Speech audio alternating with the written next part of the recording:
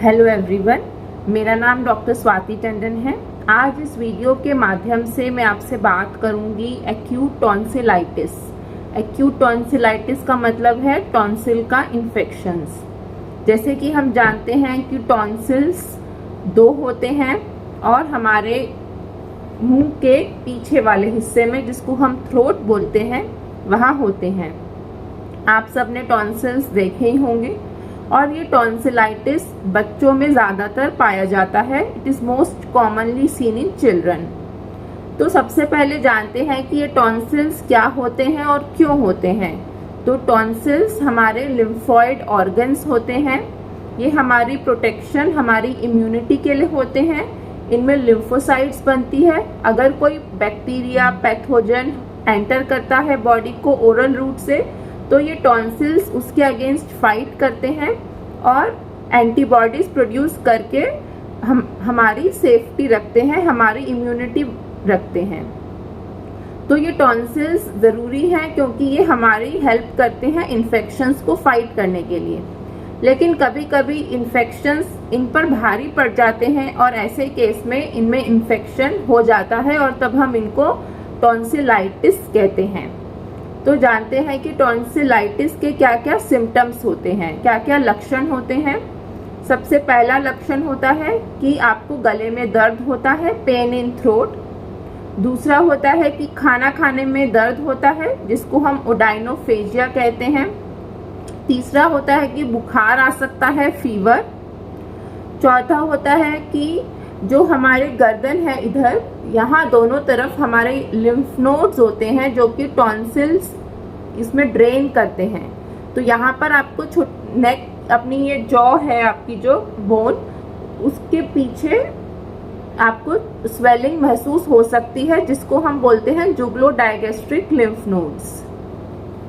इसके अलावा आपको कान में भी दर्द हो सकता है क्योंकि टॉन्सिल्स और ईयर की नर्व सप्लाई कॉमन होती है, इसलिए रेफर्ड ईयर पेन हो सकता है। अगर हम बात करें एग्जामिनेशन की, कि अगर हम पेशेंट को एग्जामिन करते हैं तो हमें टॉन्सिल्स बड़े हुए मिलते हैं, रेड मिलते हैं, लाल होते हैं, सूजे हुए होते हैं, इन्फ्लेम्ड होते हैं। किसी किसी केस में टॉन्सिल्स के ऊपर छोटे छोटे वाइट स्पॉट्स होते हैं, जिसको हम फॉलिकल्स कहते हैं, और ऐसे में हम इसको फॉलिकुलर टॉन्सिलाइटिस भी लेबल करते हैं। और कुछ केसेस में ये फॉलिकल्स आपस में एक साथ मिल जाते हैं और एक मेम्ब्रेन के जैसे, वाइट रंग की मेम्ब्रेन के जैसे टॉन्सिल के ऊपर दिखते हैं, तब हम इसे मेम्ब्रेनस टॉन्सिलाइटिस कहते हैं। मेम्ब्रेनस टॉन्सिलाइटिस इसलिए इम्पॉर्टेंट है क्योंकि मेम्ब्रेनस टॉन्सिलाइटिस एक और बीमारी की वजह से भी होता है। एक और बीमारी का भी लक्षण है जिसका नाम है डिप्थीरिया, और ये अक्सर बच्चों में ही पाया जाता है। जो बच्चों को वैक्सीनेशन नहीं मिली होती है डीपीटी की, उनमें ये डिप्थीरिया का इन्फेक्शन होने के चांसेस होते हैं और ऐसे केस में उनके टॉन्सिल्स पर एक वाइट कलर की मेम्ब्रेन होती है।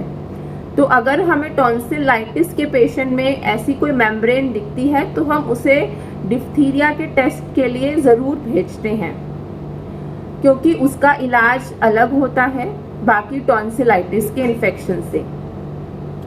तो अगर हम ट्रीटमेंट की बात करें तो ट्रीटमेंट के लिए हम एंटीबायोटिक्स देते हैं, पेन किलर्स देते हैं और गार्गल्स करने को दिए जाते हैं। टॉन्सिलाइटिस इसलिए इम्पॉर्टेंट है क्योंकि इसकी वजह से कॉम्प्लिकेशन भी हो सकती हैं। इसकी वजह से पेरीटॉन्सिलर एब्सेस एक कॉम्प्लिकेशन होती है, जिसमें टॉन्सिल से इन्फेक्शन और आगे की तरफ चला जाता है और टॉन्सिल के कैप्सूल में पस भर जाता है। उस केस में उस पस को निकालने के लिए चीरा देने की ज़रूरत पड़ती है। दूसरा कॉम्प्लिकेशन हो सकता है कि जब इन्फेक्शन टॉन्सिल से आसपास के नेक स्ट्रक्चर्स में और पूरी बॉडी में फैल जाता है, तब हम इसको सेप्टिसीमिया कहते हैं। इसलिए ये बहुत ज़रूरी है कि अगर आपको टॉन्सिलाइटिस के कोई भी लक्षण हैं या सिम्टम्स हैं तो उनका इलाज डॉक्टर से सही तरीके से लें और इसे नज़रअंदाज ना करें। धन्यवाद।